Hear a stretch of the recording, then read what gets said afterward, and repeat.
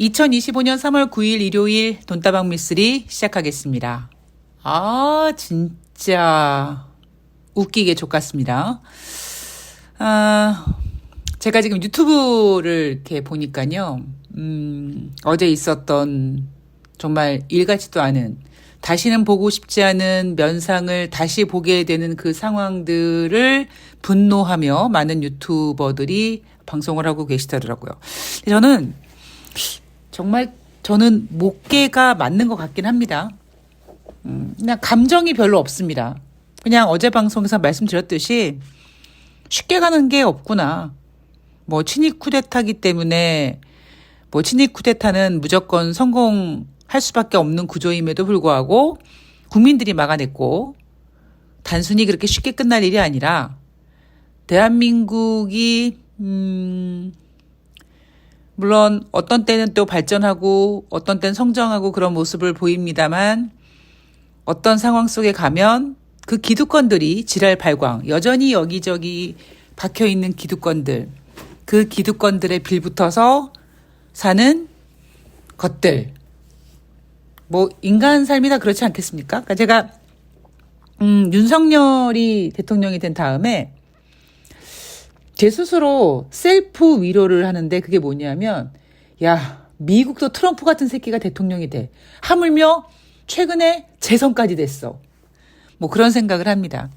돈다방 미쓰리 예전에 오랫동안 들어보신 분들은 아시겠지만, 제가 트럼프 되게 싫어했거든요. 어떻게 미국 같은 나라에서 트럼프 같은 대통령이 나올 수가 있느냐. 막 비웃었는데, 남의 일이라고 비웃을 게 아닌 것 같습니다. 네. 자, 돈다방 미쓰리. 보기 싫은 일도 어쩔 수 없이 봐야 되고, 만나기 싫은 사람도 어쩔 수 없이 만나야 되는 상황이 있지 않겠습니까? 인생은 늘 그런 거니까. 자, 분노라는 감정을 잘 추스리시고요. 냉정하게 내일부터 시작되는 3월 10일부터 3월 14일까지 한 주 동안 주식 투자하시는 분들이 준비해야 될 것들을 좀 챙겨봤는데, 저는 무엇보다요, 환율이 굉장히 걱정입니다. 그러니까 금요일도 보면, 환율이 움직이면서, 그러니까 윤석열 구속 취소 이야기가 나오면서 주식시장이 빠르게 움직였고요. 환율도 그랬습니다. 지금 우리나라 상황 같은 경우는요, 제가 어제 방송에서 2008년도, 그리고 코로나 때 우리는 이제 너무 그 초저금리라는 것에 대해서 익숙해져 있다 보니까 지금 4.75 정도 되는 5% 미만 되는 그 금리가 너무 부담스럽게 느껴지는 거죠. 그렇듯이 지금 환율이 굉장히 높이 올라와 있음에도 불구하고 아직 환율이 높아서 문제가 되겠네, 이 환율이 대한민국 경제의 발목을 잡을 수 있겠네라는 위기의식을 좀 못 느끼고 있는 것 같아요. 많은 분들이. 야, 달러 가치 비싸지면 우리나라 수출 좋아지지. 근데 또 지금은 그런 상황도 아니잖아요. 그래서 환율이 당분간 대한민국 주식시장의 발목을 잡을 것 같고요. 그리고 그 환율이 그렇게 움직이는 이유는 외국에서 봤을 때 어머, 쟤네 대한민국 미쳤나 봐. 막 비웃겠네요. 자, 환율에 대한 생각을 좀 하면서 한 주에 대한 준비를 해보도록 하겠습니다. 자, 국내 증시 먼저 볼 텐데요. 금요일 날 갑자기 이제 구속 취소가 보도되고, 항고하면은 구속 취소 안 되고 그냥 구속 유지되고 그러겠지, 이럴 줄 알았는데 구속 취소 결정 나고 바로 풀려나고 주먹을 불끈 쥐면서 그 꼴보기 싫은 면상을 들이대는 모습을 보면서, 그게 어제 장 끝나고였잖아요. 그러니까 애널리스트들이 금요일 주식시장을 보면서 그 생각을 못했겠죠. 그러니까 윤석열 구속 취소라는 이슈는 어쩌면 윤석열도 생각하지 못했을 것 같은 상황이라서 당연히 애널리스트들도 그 생각을 하지 못한 채 다음 주 탄핵 선고일을 바라보면서 어쨌든 이슈에 대한 불확실성이 해소될 것이다. 특히 정치적 불확실성이기 때문에 해소될 것이다. 이렇게 보고 있는 것 같습니다. 지난 금요일 코스피는 2,563포인트, 12포인트 하락 마감했습니다. 자, 내일부터 시작되는 3월 10일부터 3월 14일까지 NH투자증권이 예상하고 있는 코스피 예상 밴드는 2,500에서 2,650포인트. 굉장히 긍정적으로 잡고 있는데요. 매번 말씀드리지만 대한민국 주식시장은 외국인들이 매수해주지 않으면 깡충 하고 뛰어오를 수가 없습니다. 2,650포인트, 2,600포인트 지금 개인들이 목숨을 걸고 지금 지키고 있는 상태인데 환율이 이렇게 움직이는 상태에서 2,600포인트는 쉽지가 않아요. 그런 것들을 여러분들께서 좀 고려하시면서 매매하시면 될 것 같고요. 자, 국내 증권사들의 전망을 좀 보도록 하겠습니다. NH투자증권은 2,600포인트 회복한 다음에 안착을 시도할 것이다. 추가적 경기 불안 자극 이슈가 발생 시 연준의 금리 인하 기대감이 커질 것이기 때문이다. 자, 이게 무슨 의미냐? 슬슬 처음에는 미국은 경기 둔화 그리고 슬럿이 딱 긋고 인플레이션 고착화 이렇게 따로 분리해서 봤단 말이에요. 왜? 같이 합쳐놓으면 S공포, 스태그플레이션의 공포가 되다 보니까 어떻게든지 두 개를 분리시키려고 했습니다. 그래서 인플레이션 고착화는 좀 뒤로 놓고 만약에 경기 둔화 우려가 커지면 금리 인하 기대가 커질 거기 때문에 어떻게든지 분리시켜 놓으려고 했건만 아무리 봐도 이거 좀 애매하죠. 그래서 자꾸 여러분들 뉴스 검색하시면 S의 공포 얘기하면서 스태그플레이션 타령을 합니다. 그런데 NH투자증권은 아직까지 스태그플레이션에 대한 우려보다는 분리시켜서 보는 거죠. 만약에 또 경기 둔화 우려가 생길 것 같은 이슈가 발생 시 인플레이션 걱정은 뒤로 하고 일단 연준의 금리 인하 기대감이 커질 것이다 라고 NH투자증권은 그렇게 예상하고 있고 그래서 코스피 예상 밴드를 2,500에서 2,650포인트를 보고 있는 것 같습니다. 자, 상상인 증권은요. 경기 둔화 우려에 따른 기업들의 크레딧 리스크에도 불구하고 주요국들의 정책 기조 변화에 따른 수혜 업종 중심으로 상승세를 시현할 것이다. 경기 부양, 금리 인하 이런 쪽으로 본다는 거죠. 신한금융투자증권 같은 경우에는 다음 주 미국과 중국의 각별한 모니터링이 필요하다라고 얘기하고 있습니다. 뭐 중국 같은 경우에는 지난주에 양회 전인대가 있었습니다. 전인대를 통해서 뭔가 그 분위기를 만들었던 증시가 이제 다시 원상태로 돌아오면서 뭐 차익 실현을 하든 뭐 하든 뭐 이런 분위기가 생길 것이며 미국 같은 경우에는 진짜 스태그플레이션이 아니야 라는 걸 확인할 수 있는 소비자 물가 지표가 발표가 됩니다. 자, 다올투자증권 같은 경우는요. 2월 달 소비자 물가 지표가 하락할 가능성이 높긴 하지만 고물가와 경기 둔화 우려가 공존하는 상황 뭐라고 합니까? 스태그플레이션. 이 상황을 해소할 수 있을지가 미지수다라고 합니다. 제가 작년에도 스태그플레이션 타령을 누구보다 먼저 했던 사람이고 올해도 조심스럽게 했는데 올해는요. 스태그플레이션이라는 단어를 쓰기보다는 자꾸 경기 둔화와 슬러시, 인플레이션 고착화 그러니까 두 개를 따로 보려고 하는 것 같아요. 그거는 바로 연준이 금리를 인하하려고 하는 의지가 있다. 그런데 여기서 소비자 물가 지표가 잘 나오면 이거 심각해지거든요. 그래서 뭐 뒷부분에 나오겠지만 다가오는 한 주 뉴욕 증시에서 가장 중요한 경제 지표는 바로 소비자 물가 지표와 생산자 물가 지표입니다. 지금 예상은 둔화될 거라고 보고 있어요. 자, 왜 그러느냐? 제가 어제 방송에도 말씀드렸지만 결국 경기 지표는 장난칠 수 있거든요. 그러면 지금 만약에 인플레이션 지표가 예상보다 잘 나오거나 막 그렇게 되면 당장 스태그플레이션 타령하면서 난리가 날 거기 때문에 의도적으로 소비자 물가 지표를 눌러서 다다음 주에 있을 FOMC 회의에서 만약에 금리를 인하하지는 않더라도 경기가 둔화되니 다음 회의에서는 한번 조금 더 신중히 보고 금리를 결정하겠다라는 금리 인하 가능성만 열어놔도 괜찮거든요. 근데 만약에 이 상태에서 소비자 물가 지표가 잘 나와 버리면 스태그플레이션을 인정할 수밖에 없고 그렇게 되면 금리 인하는 힘들어집니다. 그렇게 되면은요, 경기 둔화로 해소가 안 되고 스태그플레이션, 즉 S의 공포로 인해서 경기 침체가 올 것이고 이렇게 진행 상황이 전개가 되거든요. 그래서 저는 다가오는 한 주는 뉴욕 증시 같은 경우에는 인플레이션, 고착화, 그리고 슬러시 바 긋고 경기 둔화라고 했을 때 오히려 인플레를 앞쪽에 놓고 인플레이션을 세게 보이지 않게끔 그렇게 보여주게 한 다음에 약간 경기 둔화에 대한 생각을 좀 하게 하면서 금리 인하 가능성을 열어놓는.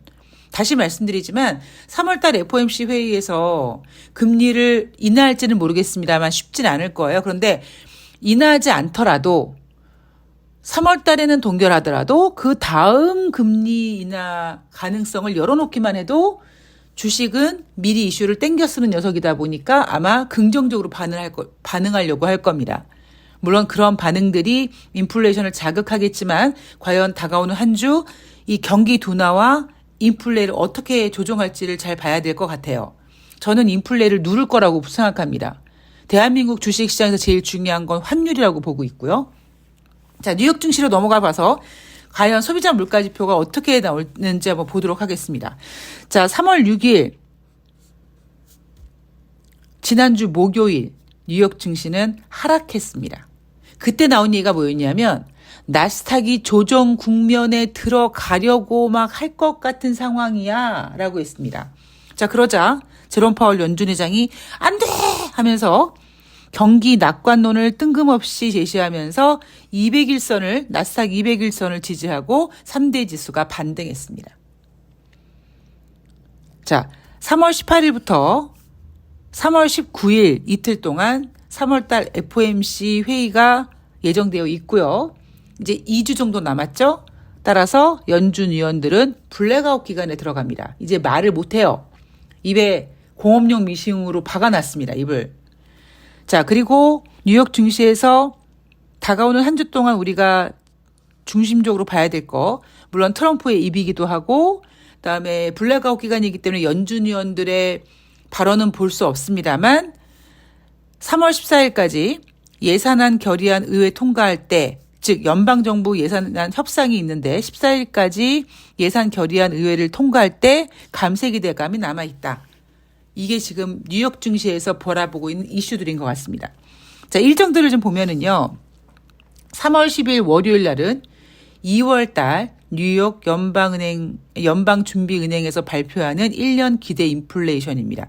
최근 얘네들 지표를 보면 인플레이션, 1년 기대 인플레이션 상승 추세에 있거든요. 자, 그리고 3월 11일 화요일 날은 1월 달입니다. 지금 우리는 3월 중순에 살고 있지만 3월 11일 화요일 날 우리가 확인하는 구인 이직 보고서는 1월 달 겁니다. 그리고 3월 12일 수요일은요. 2월 달 미국의 소비자 물가 지수 CPI가 발표가 되는데 지금 예상으로는 헤드라인 소비자 물가 지표는 1월 달에는 3.0이었습니다. 그런데 이번에는 전년 동기 대비 2.9, 1월 대비 인플레이션이 감소했는 것 같은 느낌이 든다. 예상치입니다. 그리고 변동성이 큰 품목을 제외한 근원 소비자 물가 지표 같은 경우에는 지난 1월 달에는 3.3이었는데 이번에는 3.2로 1월보다 0.1% 둔화됐을 것 같은 예상을 하고 있습니다. 그리고 생산자 물가 지수 마찬가지입니다. 생산자 물가 지수도 PPI라고 하는 이 경제지표도 헤드라인 생산자 물가 지수는 전년 동기 대비 1월 달엔 3.5% 상승이었는데 이번에는 3.1%, 즉 0.4% 둔화가 예상됩니다. 그리고 변동성이 큰 품목을 제외한 근원 생산자 물가지수는 1월 달에는 3.6이었는데 2월 달에는 3.5로 이것도 마찬가지로 0.2% 감소가 예상됩니다. 자, 생산자 물가지표는 몇 개월 뒤에 소비자 물가지표에 영향을 끼치는 거죠. 자, 어쨌든 소비자 물가지표를 보던 생산자 물가지표를 보던 1월보다는 소폭 둔화됐을 것 같은 예상. 그래서 예상치만큼만 나오면 미국은 스태그플레이션 아니야, 인플레이션 고착화되는 거 아니야 라고 증시를 토닥토닥 하려고 할 거고요. 반면에 경제지표가 부진하게 발표되는 것들이 있고 특히 지난주 금요일 날은 사실 고용지표가 예상보다 좀 부진하게 나오고 실업률도 높게 나오지 않았습니까? 따라서 말은 하지 않지만 ADP 민간 고용지표도 7만 7천 건밖에 안 되고 노동부 고용지표도 예상보다 좀 부진하고 실업률도 올랐고 경기가 별로 안 좋은 것 같아. 그럼 금리 인하 해야 될 것 같아. 이런 분위기로 몰아가려고 하겠죠. 자, 3월 13일 목요일 날은 생산자 물가지표가 발표가 되고 주간 신규 실업수당 청구 건수도 발표가 됩니다. 그리고 3월 14일 금요일 3월달 미시간대 소비자 심리지수가 발표가 됩니다. 자, 저는 대한민국은 변수가 좀 생겼습니다.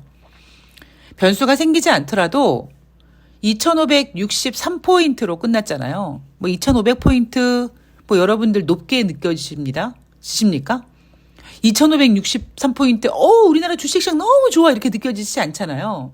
미쓰리가 좋아하는 코스피 밴드 구간이란 말이에요.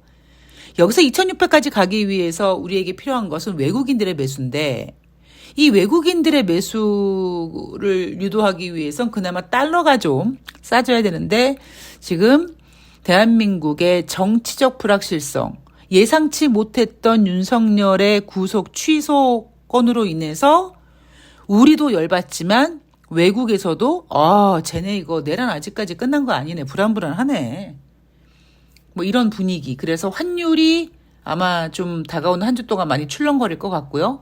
미국은 스태그플레이션을 막아라. 그래서 인플레이션 지표 어떻게든지 예상치에 맞춰서 1월보다는 둔화됐잖아. 뭐 그렇게 뭐 나쁜 거 아니네.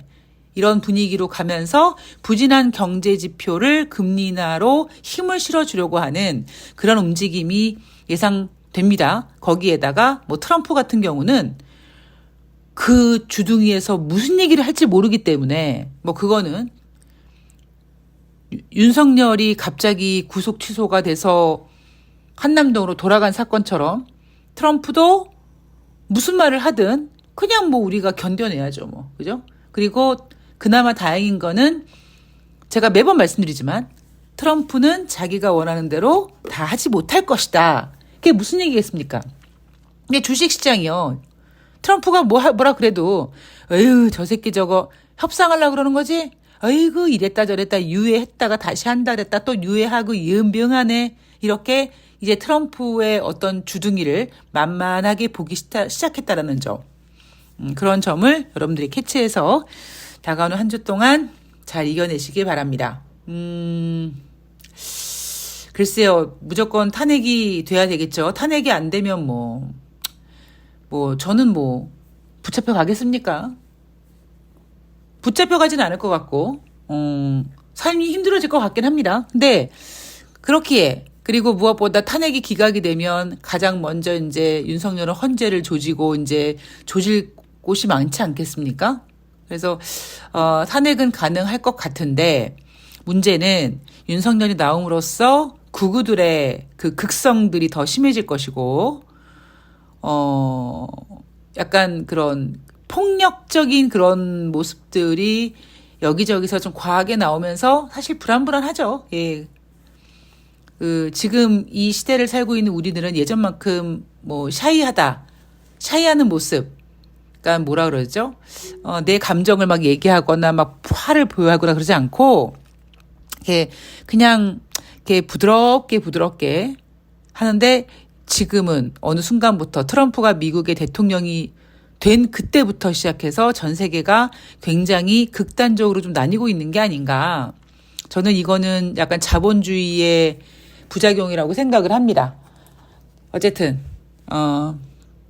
그런 부분, 극우들의 극성과 너무 폭력적이잖아요. 그러니까 그런 부분들이 과연 외신들을 통해서 외국에서 바라볼 때 대한민국이 얼마나 불안한 나라인가라는 걸 측정하는 그 지표가 바로 환율이기 때문에 환율의 움직임 잘 지켜봐야 될 것 같습니다. 자, 오늘 돈다방 미스리는 여기서 마무리할 거고요. 저는 3월 10일 또 다시 주식시장에 집중을 하고 그리고 3월 11일 화요일 날 3월 10일 월요일 뉴욕 증시 가지고 찾아뵙도록 하겠습니다. 분노는 건강에 해롭다고 생각합니다. 저도 지금 사실 지난번에 토사 광난 이후로 막 컨디션이 100% 회복하지 않는 상태에서 어제 그런 뉴스를 접하고 감정적으로는 그냥 에이씨 이러고 말았는데 몸이 조금 예민하게 움직이더라고요. 막 장이 부글부글부글하고 막 소화가 안 되는 것 같고 막 그렇습니다. 네. 이러한 감정들은 우리가 다시 차분하게 가라앉히고 흥분하면 눈에 뵈는 게 없어집니다. 답을 찾기 어렵습니다. 불안하면 움직입니다. 따라서 화는 일단 누르고 좋은 해결 방법으로 포기하지 않고 잘 이 위기를 넘기는 지혜로운 돈다방 미스리 투자자들이 되셨으면 좋겠습니다. 돈다방 미스리 투자자 뭐죠? 돈다방 미스리 청취자님들이 되셨으면 좋겠습니다. 자, 건강에 특별히 유의하시고요. 저는 3월 11일 화요일 날 뵙도록 하겠습니다. 고맙습니다.